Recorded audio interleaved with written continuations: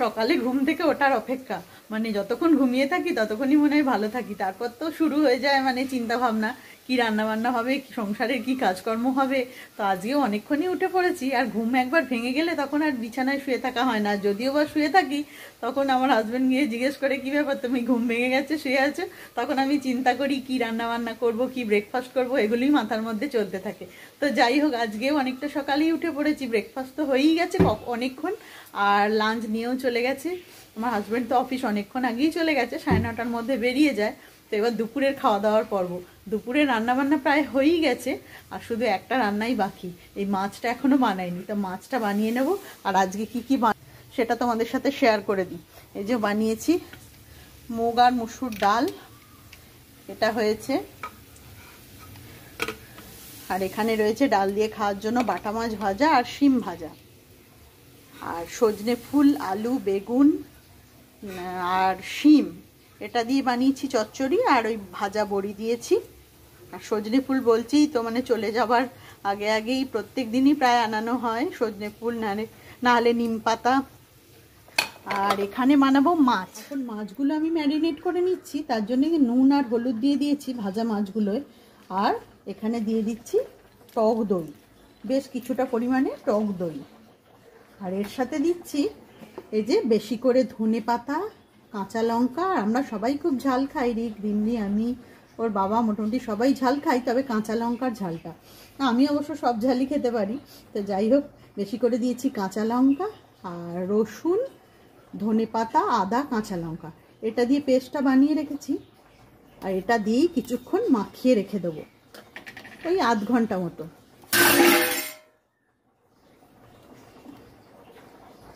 আর নুন আর হলুদ বললামই তো যে আগে দিয়ে দিয়েছি ভাজা মাছের ওপরে। এটা মাছগুলো ভালো করে একটা একটা করে মাখিয়ে নিচ্ছি, আর এটা খেতেও ভীষণ ভালো হয়। আর রোজকার ঝাল ঝোলের থেকে বললামই তো যে একটু অন্যরকম, রোজ তো আর মাছের ঝোল মাছের ঝাল একই রকম খেতে ভালো লাগে না। আর বাড়িতে যদি গেস্টও আসে এরকমভাবে বানিয়ে দিলে, এগুলো অবশ্য পোলাও টোলাও সবের সাথেই ভালো লাগবে। আজকে আমরা ভাত দিয়েই খাবো। রোজকার রান্নাবান্না যদি একটু ঘুরিয়ে ফিরিয়ে, মানে একই মশলা সব একই থাকবে, একটু যদি উল্টে পাল্টে রান্না করা হয় স্বাদটাও ভালো লাগে, আর অন্যরকমও হয় একটু। তো সেই জন্যই এটা আরও বানানো। আর রিক তো খুব একটা মাছ খেতে চায় না, তো এরকমভাবে বানিয়ে দিলে ও বেশ ভালোই বাসে। রিম্বি অবশ্য মাছ, সব রকম মাছ খেতেই খুব ভালোবাসে। তো যাই হোক, এটা এখন মাখিয়ে রেখে দিলাম আধ ঘন্টার জন্য, তারপরে এসে এটা বানিয়ে নেব। আর যেটা বলা হয়নি, একবারই ভুলে যাচ্ছিলাম, কিছুটা লেবুর রস আমি দিয়ে দিচ্ছি।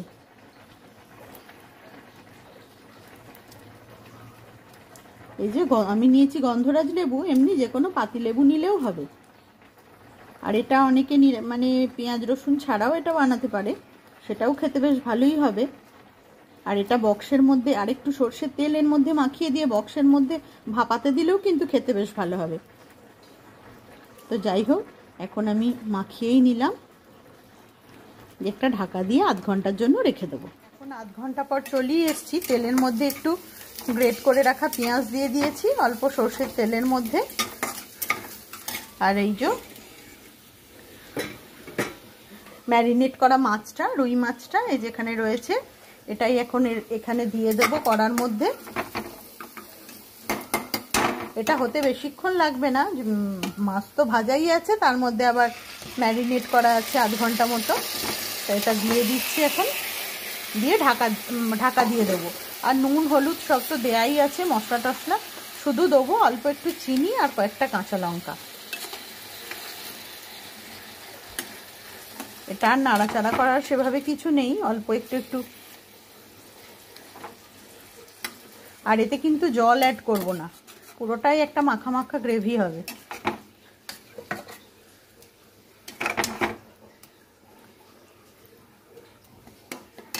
আর এর মধ্যে আমি দিয়ে দিচ্ছি কয়েকটা কাঁচা লঙ্কা।